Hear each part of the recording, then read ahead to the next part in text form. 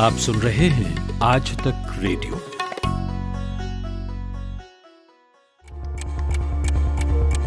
प्रधानमंत्री नरेंद्र मोदी ने अब से थोड़ी देर पहले पूरे देश को लॉकडाउन करने की बात कही। Well, the United Kingdom is now on total lockdown. Spain is due to go into a nationwide lockdown starting Monday. Victoria will be in lockdown within the next 48 hours.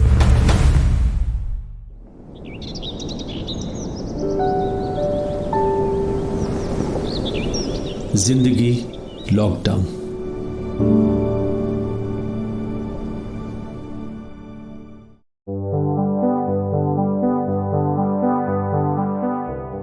ये मैं आपको बता दूं कि मैं बहुत एक्टिव इंस्टाग्रामर हूं और करीब 30,000 के आसपास मेरे फॉलोअर हैं। मेरी रंगीन साड़ियां देखकर उनकी जिंदगी में रंग भर जाता है। मुंबई से जिंदगी में अपनी साड़ियों से रंग भरने वाली विजय लक्ष्मी छाबड़ा और इनकी जिंदगी लॉकडाउन में फिक्र सुनिए। वकील हूँ तो मैं अपने क्लाइंट्स के बारे में सोचती रहती हूँ, उनके लिए मैं काफ़ी फ़िक्रमंद हूँ क्योंकि लॉकडाउन से पहले मेरे कुछ ऐसे क्लाइंट्स थे जो डोमेस्टिक वायलेंस के विक्टिम्स थे और उनके लिए मैंने कोर्ट से ऑर्डर लिए थे ताकि वो अपने जो वायलेंट पार्टनर्स हैं उन्हें घर से निकाल सकें, उनसे दूरी रख सकें। लेकिन क्योंकि लॉकडाउन हो गया है उनको घर से निकालना इतना आसान नहीं रहा और लोग घर में एक साथ फंस गए हैं। लंदन से मेहताब मल्होत्रा जो गाएंगी भी। भुला दें गम सभी जख्मों को सी लें, ये ख्वाहिश है कि हर लम्हे को जी लें। जिंदगी लॉकडाउन में रहना अपनी चॉइस भी है। हालांकि मैं एग्जाम्प्ट हूँ डॉक्टर होने के कारण और मेरे हस्बैंड मीडिया में होने के कारण वो भी एग्जाम्प्ट, हम बाहर जा सकते हैं, मगर हम अपनी सेफ्टी के कारण हम लोग बाहर नहीं जाते हैं। दिल्ली से चन्ना दुआ जो गुनगुनाएंगी भी। नहीं नहीं नहीं ये बातें है पुरानी, कैसी पहेली है ये, कैसी पहेली जिंदगानी। अगर गाने का शौक है तो आप अपनी जात में अंजुमन हैं। लॉकडाउन के इस दौर में एक गजल मेरे जहन में आती है। बात करनी मुझे मुश्किल कभी ऐसी तो न थी। रश्मि अग्रवाल। कोरोना वायरस के खतरे ने छोटे बड़े गरीब अमीर देशों को एक ही पंक्ति में लाकर खड़ा कर दिया है। अमेरिका में हूँ फिलहाल और अमेरिका तो बदकिस्मती से सुर्खियों में हेडलाइंस में छाया हुआ है फॉर द रॉन्ग रीजंस। तो वो ये है कि कोरोना के केसेस यहाँ पे बहुत तेज रफ्तारी से बढ़ रहे हैं। गुरु मेहर। आज तक रेडियो की पॉडकास्ट श्रृंखला जिंदगी लॉकडाउन के चौथे अंक के साथ नमस्कार। मेरा नाम परवेज आलम है। इसी पॉडकास्ट सीरीज में आपने कोरोना लॉकडाउन की मार झेलते हुए मजदूरों, टैक्सी ड्राइवरों और दूसरे आम लोगों के साथ लॉकडाउन में उनकी ज़िंदगी के एक एक दिन का हाल सुना है। सुबह से शाम करना उनके लिए किसी यातना से कम नहीं है, लेकिन हकीकत यह है कि बंदिश में ज़िंदगी के पल गुजारना किसी के लिए भी आसान नहीं। आज ऐसी ही कुछ कहानियाँ। हाँ, कुछ लोगों के लिए सांस लेना भी मुश्किल है और कुछ लोग सांस लेने के नए तरीके ईजाद कर लेते हैं। मेरा नाम मेहताब मल्होत्रा है। मैं लंदन के विंबलडन इलाके में रहती हूँ और लॉकडाउन के दौरान हमें इजाज़त यहाँ पे यूके में है कि हम एक एक्सरसाइज दिन में कर सकते हैं। तो मैं बहुत खुशकिस्मत हूँ कि मेरे घर के बिल्कुल सामने एक बहुत ही बड़ा सा कॉमन है, विंबलडन कॉमन जिसे कहते हैं। ये एक बहुत बड़ा फॉरेस्ट है और इस फॉरेस्ट में हमें टहलने की इजाज़त दी गई है। तो मैं लॉकडाउन के दौरान इस वक्त का फ़ायदा उठाते हुए रोज़ एक लंबी सी वॉक के लिए जाती हूँ।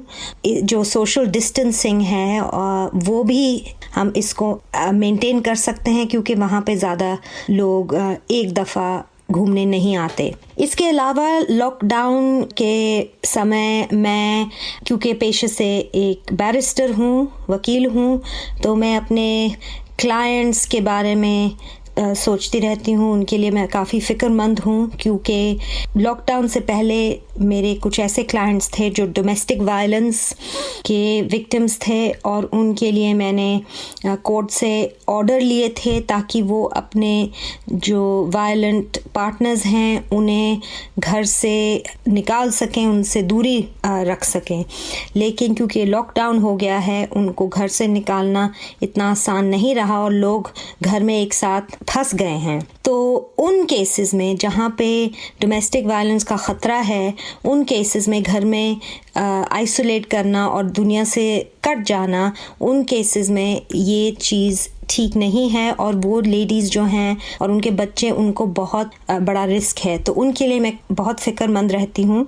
यहाँ की सरकार ने इसको रिकग्नाइज़ किया है और अब लॉकडाउन को तोड़ के वो लेडीज़ जो हैं स्पेशल हेल्पलाइन फ़ोन कर सकती हैं और स्पेशल उनको मदद मिल सकती है। यहाँ पे कोर्ट्स बंद हैं, तो कुछ हमारी हियरिंग्स जो हैं वो टेलीफोन पे हो रही हैं, और कुछ हियरिंग्स जो हैं वो वीडियो लिंक के थ्रू हो रही हैं, पर वो बहुत कम ऐसी हियरिंग्स हैं जो हो रही हैं, ज़्यादातर कोर्ट्स बंद हैं। तो इसीलिए क्योंकि ज़्यादातर मैं बहुत मसरूफ़ रहती हूँ, मैं इस वक्त का फ़ायदा उठाते हुए अपने म्यूज़िक का रियाज़ करने की कोशिश कर रही हूँ। मैं गज़लें गाती हूँ और मुझे गज़लें सुनने का और गाने का बहुत शौक़ है। तो बहुत सी ऐसी गज़लें हैं या गाने हैं जो मैं नहीं सुन पाती हूँ, या अगर सुनती हूँ उनको गा नहीं पाती हूँ, क्योंकि वक्त हमेशा कम रहता है। तो मैं इस वक्त का फ़ायदा उठाते हुए कुछ रियाज़ भी कर रही हूँ। तो मैं आपके लिए एक बहुत प्यारी सी गज़ल गाना चाहूँगी। ये गज़ल कुमार पाशी की लिखी हुई है और इसकी बंदिश राग मारो बिहाग में है। इस गज़ल की जो कंपोजिशन है वो मेरे उस्ताद जी जो दिल्ली में रहते हैं, उस्ताद इकबाल अहमद ख़ान, उनकी बनाई हुई है, और मैं आपके लिए ये गाना चाहूँगी। भुला दें गम सभी, ज़ख्मों को सी लें, भुला दें गम सभी, ज़ख्मों को सी लें। ये ख्वाहिश है कि हर लम्हे को जी लें,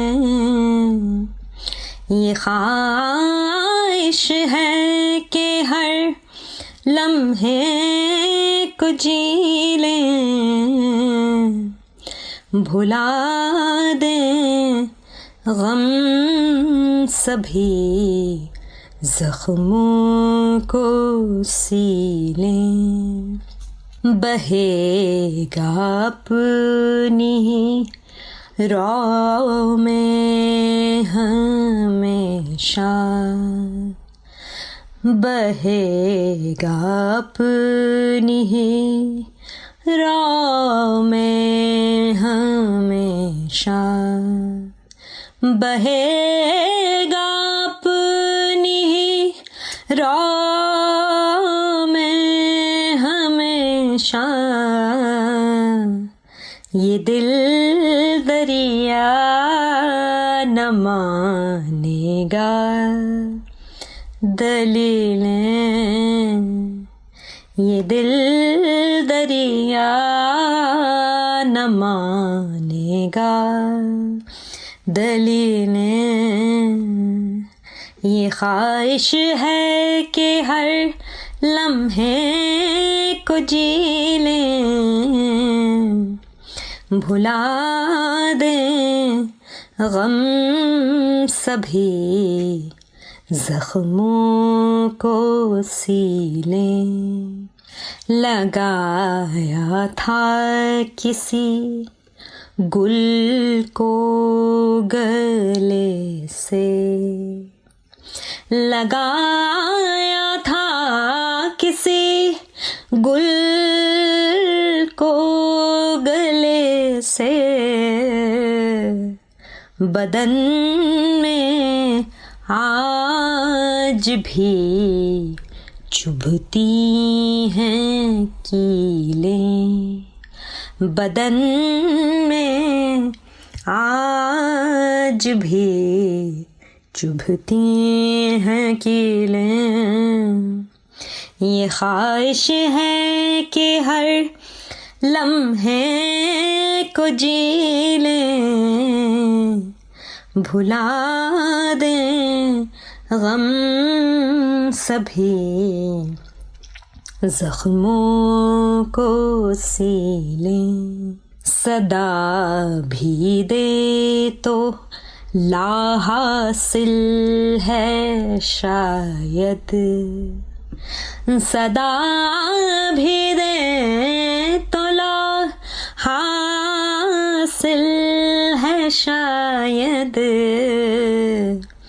बहुत ऊंची है उस घर की फसीलें, बहुत ऊंची है उस घर की फसीलें। ये ख्वाहिश है कि हर लम्हे को जी लें,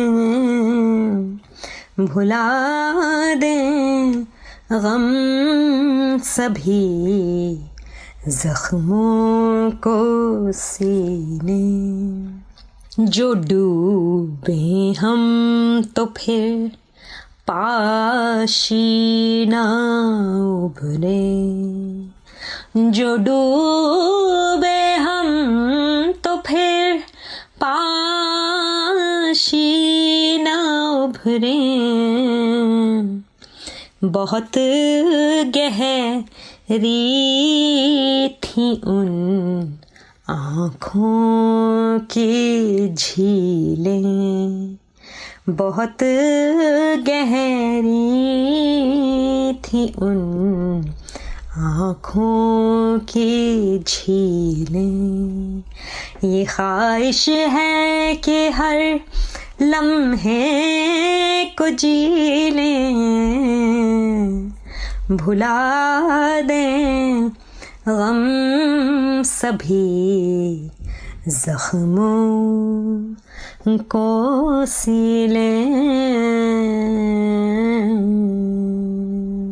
लंदन से मेहताब मल्होत्रा, और कितना खूबसूरत गाती हैं ये। पेशी से बैरिस्टर हैं लेकिन गज़ल गायकी इनके खून में शामिल है। लॉकडाउन में लिखना, पढ़ना, पेंटिंग करना और गाना बहुत बड़े सहारे हैं। मेरा लॉकडाउन में सहारा है जिंदगी लॉकडाउन जैसी पॉडकास्ट सीरीज आप तक पहुंचाना। तो फिर एक कदम और मिलिए विजय लक्ष्मी छाबड़ा से, जो कुछ ही साल पहले दूरदर्शन की डायरेक्टर जनरल थीं। सारी जिंदगी रेडियो और टेलीविजन के प्रोग्राम करने में गुजरी, लेकिन अब ये जानी जाती हैं इंस्टाग्राम पर इन्फ्लुएंसर के रूप में। रहती हैं मुंबई में।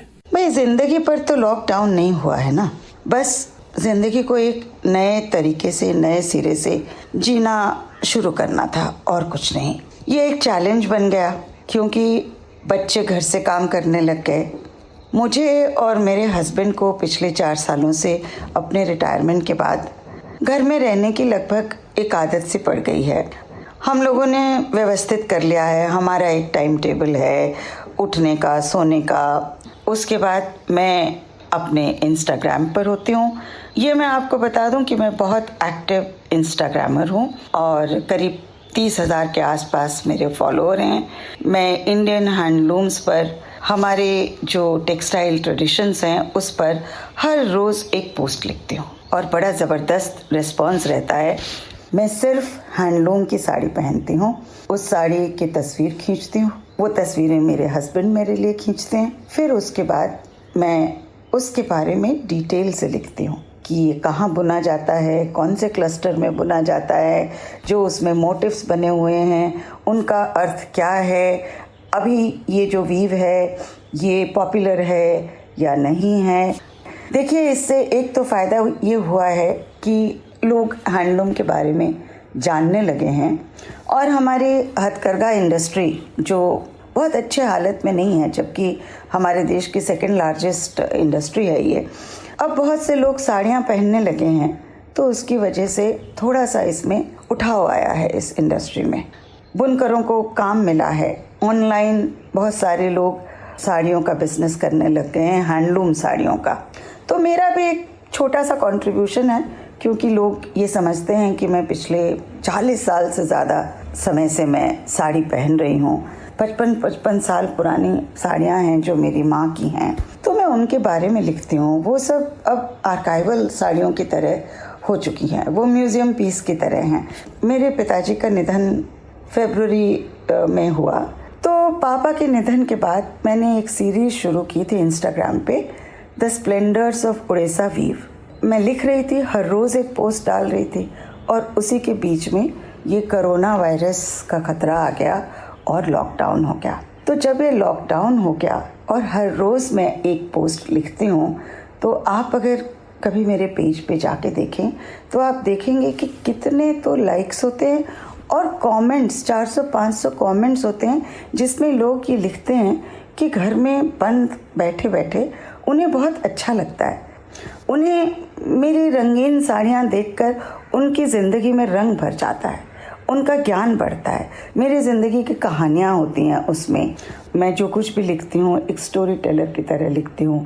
35 साल का मेरा ब्रॉडकास्टिंग करियर रहा है, हज़ारों लोगों से मैं मिली हूँ, तो कहानियों की भरमार है।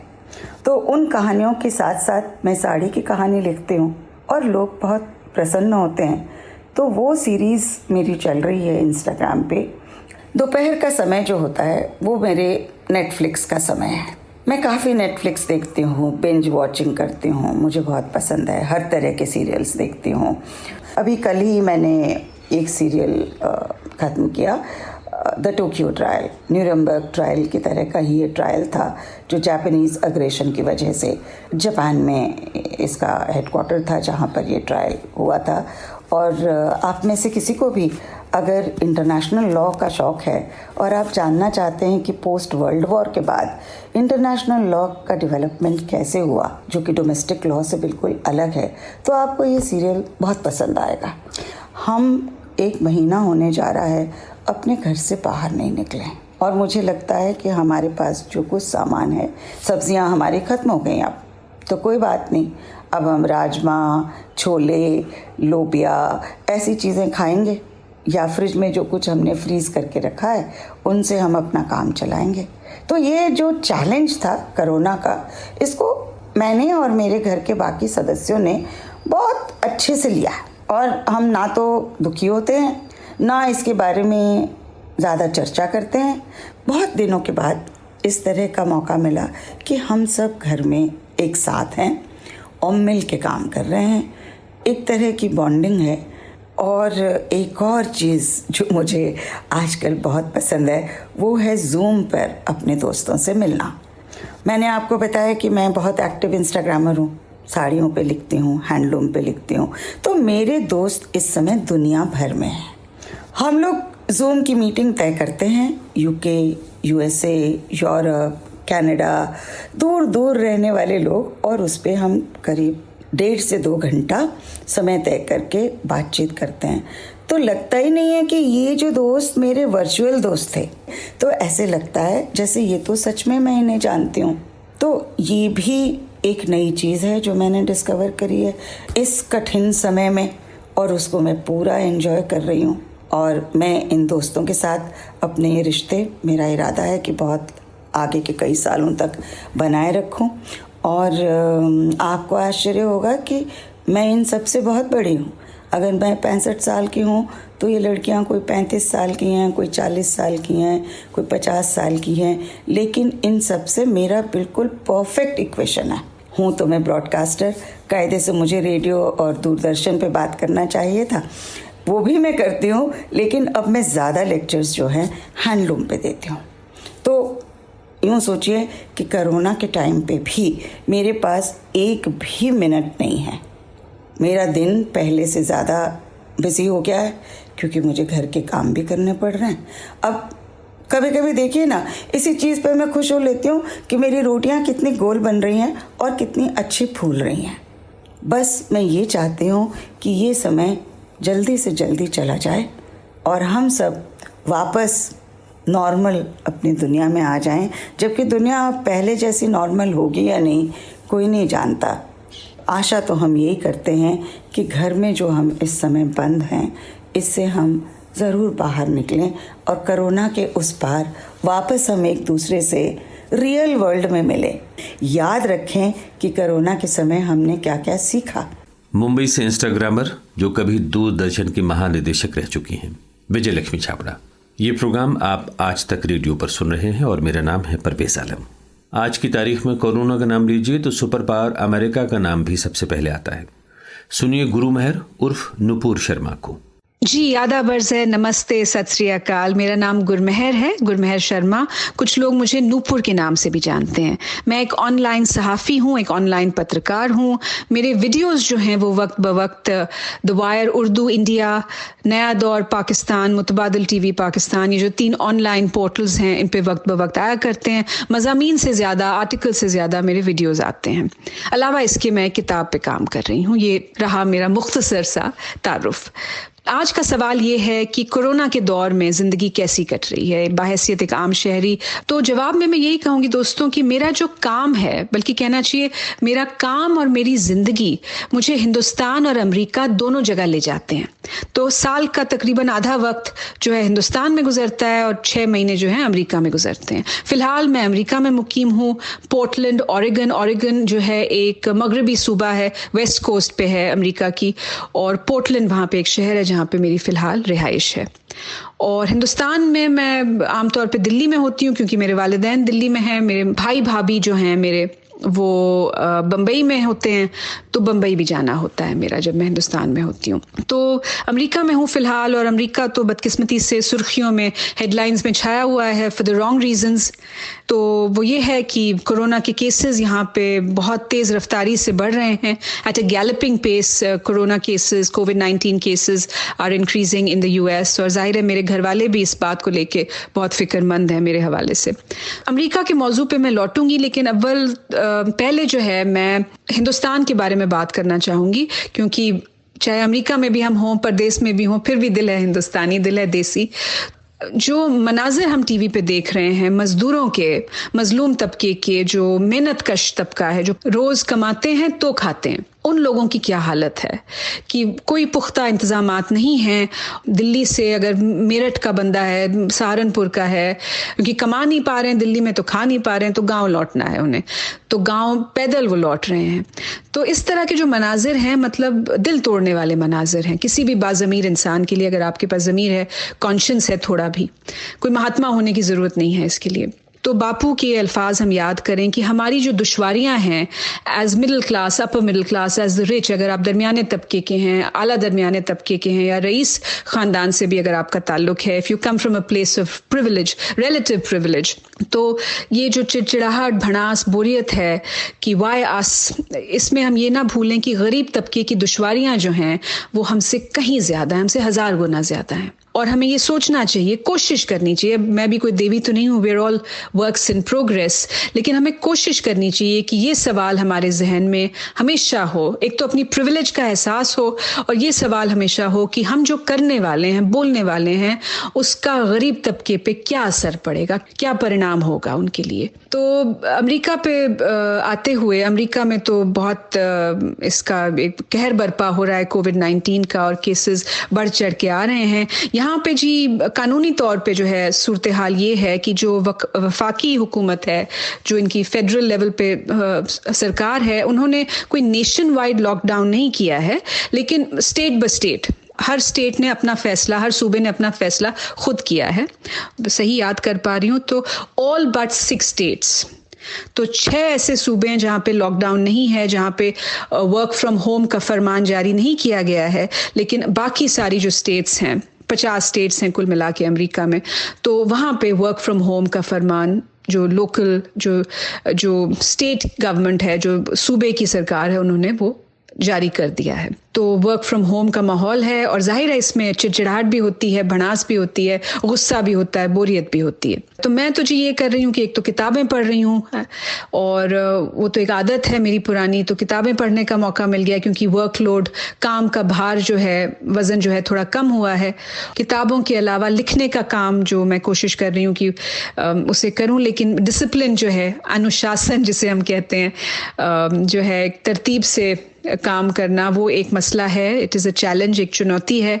और अलावा इसके मैं थोड़ा बहुत टहलने की कोशिश करती हूँ, और क्योंकि यहाँ पे सबब है तो भीड़ नहीं है, तो इक्का दुक्का कोई दिख जाता है थोड़ा सा। मतलब टहलने से मुराद ऐसा नहीं कि कोई लंबी सैर पे मैं जाऊं, क्योंकि वो तो शायद फरमान ये है कि बस जो एसेंशियल आपकी ज़रूरियात हैं, जो बिल्कुल ज़रूरी है आपके लिए, ख़रीदारी करना, मतलब ग्रोसरीज़ खरीदना, खाने पीने का सामान खरीदना, उसके लिए आप बाहर निकलें। लेकिन उसके लिए मैं पैदल जाती हूँ। और लेकिन क्योंकि सबब है, आबादी कम है, ज़मीन ज़्यादा है हिंदुस्तान के मुकाबले, अमेरिका में कई गुना ज़्यादा है और आबादी कई गुना कम है, तो भीड़ भड़का नहीं होता। अगर इक्का दुक्का कोई दिख भी जाता है, क्योंकि आमतौर पे लोग यहाँ कार्स में सफ़र करते हैं, तो अगर इक्का दुक्का कोई दिख भी जाता है तो वो फासला रखते हैं और ये राहत का सबब बनता है। मैं म्यूज़िक भी सुन लेती हूँ, मौसीकी संगीत भी सुन लेती हूँ अपने फ़ोन पे हेडफोन्स लगा कर। और it's also time to think, you can think. I find my mind ticking better and faster when I am out taking a walk in a scenic place. तो ख्यालात भी आते हैं और आइडियाज़ भी, द आइडियाज़ फ्लो। तो ये सब चीज़ें हैं। वरना तो अगर मैं इसका लुब-ए-लुबाब यही है कि जाहिर है ज़िंदगी में एक की रफ्तार में, रवानी में एक रुकावट तो आई है, और कभी कभी ऐसा लगता है कि सुबह होती है शाम होती है, सुबह होती है शाम होती है, उम्र यूं ही तमाम होती है। तो ये था मेरा तजुर्बा कोरोना का, और आप लोगों ने मुझे मौका दिया अपने तजुर्बे को साझा करने का। आपका जी बहुत बहुत शुक्रिया, रब रखा। गुरु मेहर शर्मा अमेरिका और भारत में रहकर रेडियो टेलीविजन के प्रोग्राम करती हैं। कुछ लोग उम्र की तेज रफ्तार के साथ जीते हैं और कुछ लोगों को सुस्त रवि में मजा आता है। शायद उम्र और मिजाज का तकाजा होता है, और कुछ आने वाले वक्त की रफ्तार महसूस करते हुए खुद को धीमा कर लेते हैं। मैं चिन्ना दुआ हूँ, मैं दिल्ली में रहती हूँ और मैं एक डॉक्टर हूँ।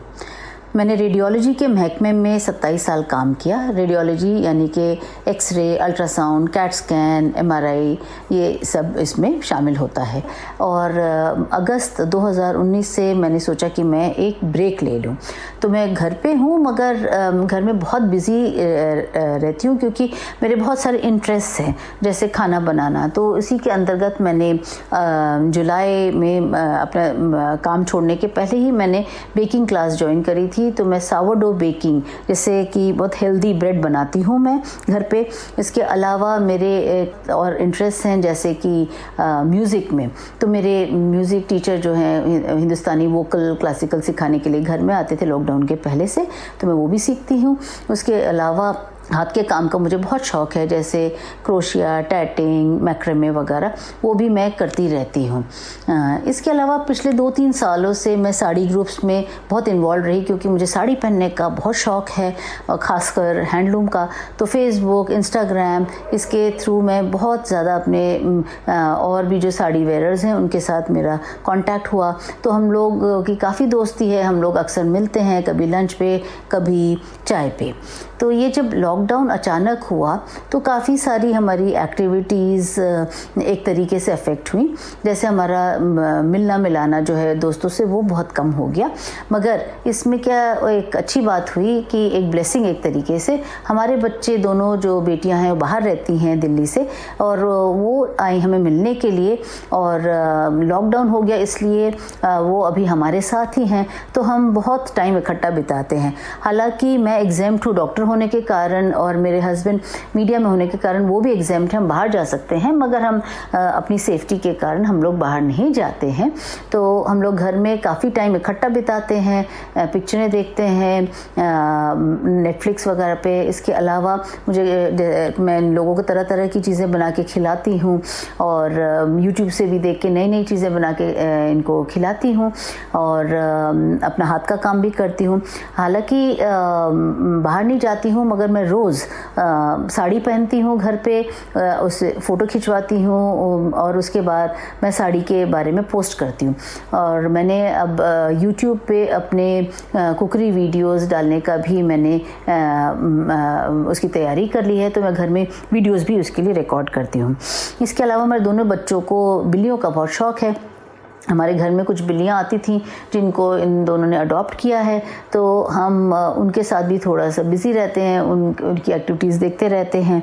और एक तरीके से जो है ये पूरी ज़िंदगी हमारी जो है वो रीइन्वेंट हो गई है। नए तरीके से जीने का जो है एक अंदाज़ हम सब लोगों ने सीखा है कि कैसे हम थोड़े में गुजारा करने लगे हैं।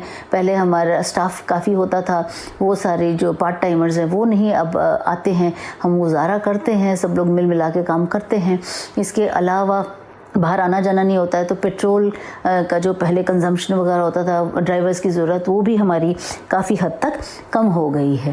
तो एक तरीके से जो सिंपल लाइफ हमारे माँ बाप जीते थे 60-65 साल पहले, हम बिल्कुल वैसी किस्म की ज़िंदगी हम लोग जी रहे हैं। सिर्फ यही फ़र्क है कि अब डिजिटल प्लेटफॉर्म है हम लोग के पास, हम उसकी वजह से हम बिज़ी हैं, टीवी वगैरह है, जो पुराने ज़माने में नहीं होता था।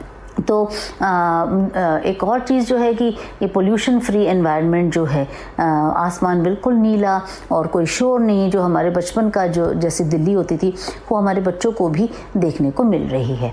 तो मैं ऊपर वाले से यही दुआ करती हूँ कि इस बीमारी से जल्दी हमें निजात हम लोग पाएँ और हम लॉकडाउन से निकलें, मिलना मिलाना होए, मगर हम ज़रूर इस पूरे एक्सपीरियंस से सीखें कि आगे हम अपना एनवायरनमेंट किस तरीके से साफ़ रखें और अपनी लाइफ सिंपल रखें।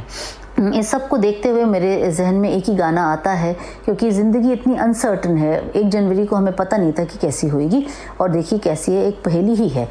नहीं नहीं नहीं ये बातें हैं पुरानी, कैसी पहेली है ये, कैसी पहेली जिंदगानी। थामा हाँ रोका इसको किसने, हाँ ये तो बहता पानी। कैसी पहेली है ये, कैसी पहेली जिंदगानी। ला ला ला ला ला ला ला ला, जू जू जू जू जू जू जू जू जू जू, पीले इससे इसमें नशा, जिसने पिया वो में भी हंसा, पल में हंसाए और पल में रुलाए कहानी। कैसी पहेली है ये, कैसी पहेली जिंदगानी। नहीं नहीं नहीं ये बातें हैं पुरानी। कैसी पहेली है ये, कैसी पहेली जिंदगानी। थामा हाँ रोका इसको किसने, हाँ ये तो बहता पानी। कैसी पहेली है ये, कैसी पहेली जिंदगानी।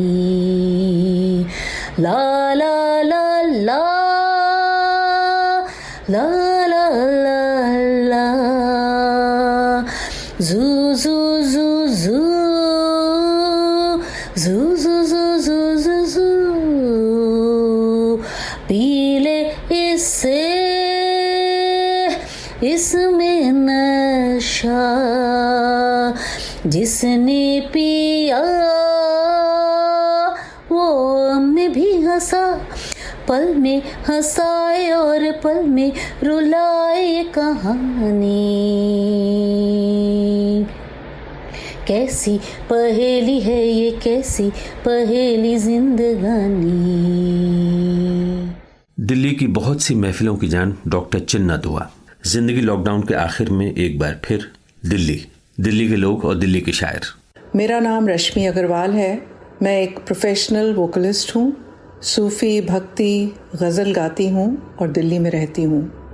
इस कोविड-19 लॉकडाउन के दौरान हम सब अपने घरों में हैं और सुरक्षित हैं। मेरे हस्बैंड को घर से बाहर जाना पड़ता है। मुझे उनकी फ़िक्र होती है, पर एक सेंस ऑफ प्राइड भी है, क्योंकि वो हेल्थ केयर सेक्टर से जुड़े हुए हैं और जो ये ग्लव्स हैं, पीपीई किट्स हैं, उनकी पैकेजिंग करते हैं। मुझे उन लोगों के लिए बड़ी तकलीफ़ होती है जिनके पास ना तो घर है इस वक्त और ना खाने पीने का साधन है। हम लोग तो सब बहुत प्रिविलेज्ड हैं, ब्लेस्ड हैं कि हमारे पास घर है और हम अपना काम भी कर पा रहे हैं। मैं तो सिंगर हूँ, तो मुझे रियाज का वक्त मिल जाता है, घर को देखने का वक्त मिल जाता है। पर जो लोग डेली वेजर्स हैं, उनके लिए ये कितना कठिन समय है। उनके पास रहने को घर नहीं है, खाने को रोज़ उनको सोचना पड़ता होगा कि अगला निवाला कहाँ से आएगा। सरकार कर रही है, पर बहुतों के पास तो राशन कार्ड भी नहीं है, आधार कार्ड्स भी नहीं हैं, तो उनके बारे में सोचती हूँ तो बड़ी तकलीफ़ होती है। पर घर पे बैठ के मैं उनके लिए दुआ ही कर सकती हूँ। और आजकल हर वक्त वही बातें होती हैं, चाहे वो न्यूज़ चैनल हो, चाहे घर में बात हो रही हो, चाहे किसी से फ़ोन पे बात हो रही हो, सिर्फ कोरोना वायरस, कोविड-19, ये सारी एंग्जाइटी इतनी बढ़ती जा रही है कि एकदम जी घबरा सा गया है। और इस लॉकडाउन के इस दौर में एक गज़ल मेरे जहन में आती है, बहादुर शाह ज़फ़र की लिखी हुई और बड़ी ही खूबसूरती से, जिसे मेहदी हसन साहब ने गाया है। मुझे बहुत ही पसंद है ये गज़ल। ले गया छीन के कौन आज तेरा सब्र करार, बेकरारी तुझे ए दिल कभी ऐसी तो न थी। बात करनी मुझे मुश्किल कभी ऐसी तो न थी। बात करनी मुझे मुश्किल कभी ऐसी तो न थी। जैसी अब है तेरी महफिल कभी ऐसी तो न थी। बात करनी ले गया छीन के कौन आज तेरा सब्र करार, सब्र करार, सब्र करार, सब्र करार। ले गया छीन के कौन आज तेरा सब्र करार। बेकरारी तुझे ए दिल कभी ऐसी तो न थी। बात करनी उनकी आँखों ने खुदा जाने किया क्या जादू, जादू, जादू, जादू। उनकी आँखों ने खुदा जाने किया क्या जादू कि तबीयत मेरी मायर कभी ऐसी तो न थी। कि तबीयत मेरी मायर कभी ऐसी तो न थी। बात करनी चश्मे कातिल मेरी दुश्मन थी हमेशा, लेकिन चश्मे कातिल मेरी दुश्मन थी हमेशा, लेकिन जैसी अब हो गई कातिल कभी कभी ऐसी तो न थी, बात करनी मुझे मुश्किल कभी ऐसी तो न थी, बात करनी बात करनी बात करनी। दिल्ली से रश्मि अग्रवाल जो दिल्ली के ही शायर बहादुर शाह जफर का कलाम सुना रही थी। जिंदगी लॉकडाउन आज तक रेडियो पर हमारी ये पॉडकास्ट सीरीज जारी है। कोरोना और लॉकडाउन के साए में आपका दिन कैसे गुजरा, शेयर कीजिए अपनी आप बीती हमारे साथ। संपर्क कीजिए radio@aajtak.com, radio@aajtak.com। फिर हम पलटकर आपसे संपर्क करेंगे और हो सकता है रिकॉर्ड भी कर लें। जिंदगी लॉकडाउन कोरोना वायरस की रोकथाम पर रिपोर्टें, ताज़ा समाचार और दूसरे पॉडकास्ट सुनने के लिए आज तक रेडियो की वेबसाइट पर आइए। पता है aajtak.in, जहां ऊपर दाईं तरफ रेडियो का बटन है। वैसे आप गूगल करके भी हम तक पहुंच सकते हैं। टाइप कीजिए आज तक रेडियो या आज तक पॉडकास्ट। आज के इस प्रोग्राम की एडिटिंग मिक्सिंग की कपिल देव सिंह ने। परवेज आलम को इजाजत दीजिए। नमस्कार।